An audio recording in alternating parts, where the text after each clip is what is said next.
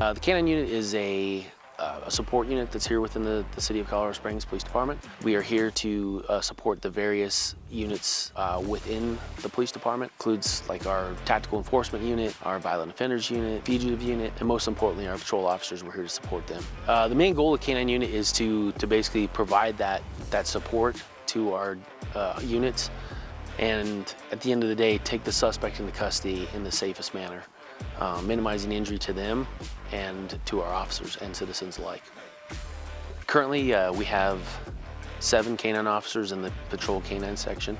We have 2 that work our single-purpose narcotics dogs that are assigned to Metro V&I. We have 4 dogs that are single-purpose explosive dogs that are assigned to our bomb squad. And then we also have electronic detection dog that's assigned to our internet crimes against children unit. The types of calls that we go to is a lot of in-progress stuff, shooting, stabbings, assaults in progress. We help a lot of times with our fugitive unit, our violent offender units. Tactical, we stay very, very busy with our tactical unit, helping supplement our patrol officers, especially like if a division's getting a lot of calls for service, we can just be that extra body in there to help clear out some calls for those guys.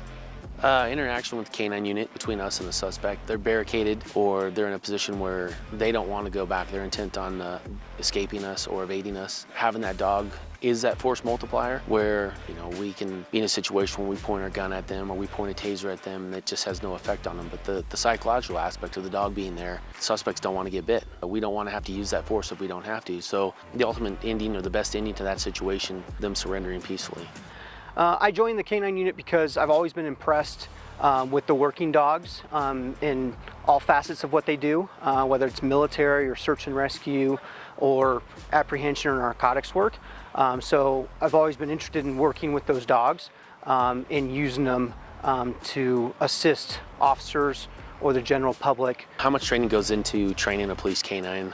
In the basic K-9 Academy, when it's all said and done with the scenarios and everything else, is about 800 hours that we put into them. And then we train, it's a daily training process for the handlers. And then we train as a team every week. So we get, the dogs get a lot of training. Dogs will see in pictures. So the more pictures that we can allow these dogs to see, the more successful they're gonna be when we go into an actual deployment. The K-9s do come home with us, so they're with us 24/7. They live with us at the house. They are our best friends. It's one of those things that we're with them more than we are with our families. Sometimes very taxing because they are very needy at times. They are working dogs. And it's hard to kind of tell them, today's your day off and you need to decompress. They don't understand that. They want to keep going and playing ball and going for walks and going catching bad guys. That's what they live for. They absolutely love what they do.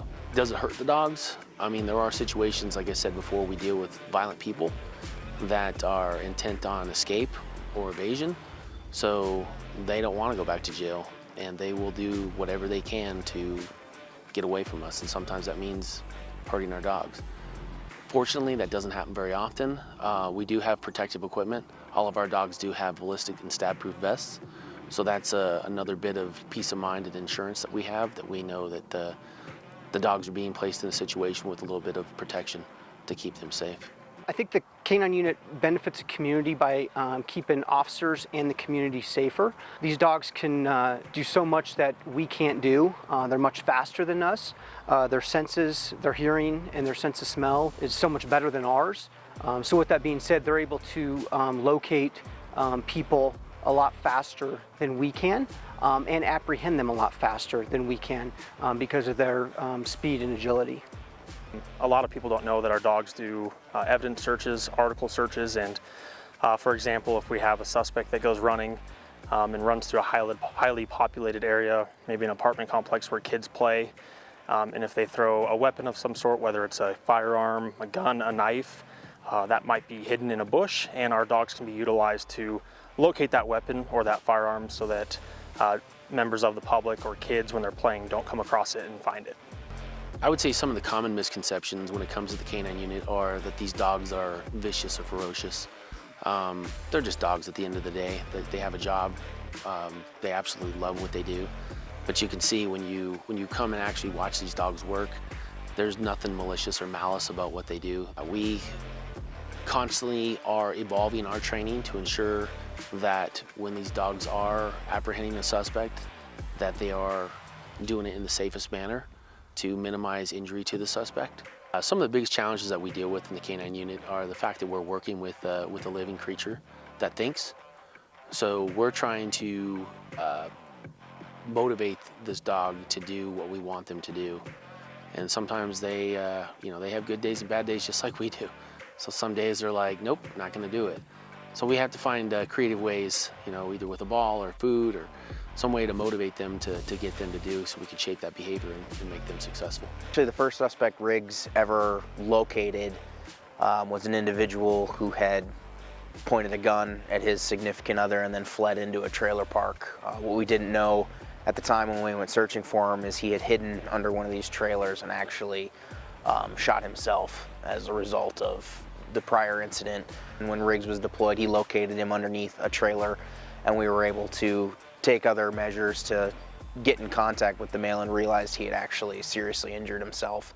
I believe if Riggs had not located him underneath that trailer, we wouldn't have located him either. So I do believe Riggs actually saved that individual's life. I think in closing, the general public just needs to understand that that these dogs are out here doing a phenomenal job. They put their lives at risk just like we put our lives at risk every day, and I think a lot of times they don't get the due credit that's deserved to them. They're amazing creatures. They're our partners. They're part of our family. They're our friends, and we know that we have a very, very big support here in the city of Colorado Springs from our citizens, and we just want to thank you for supporting us the way you do.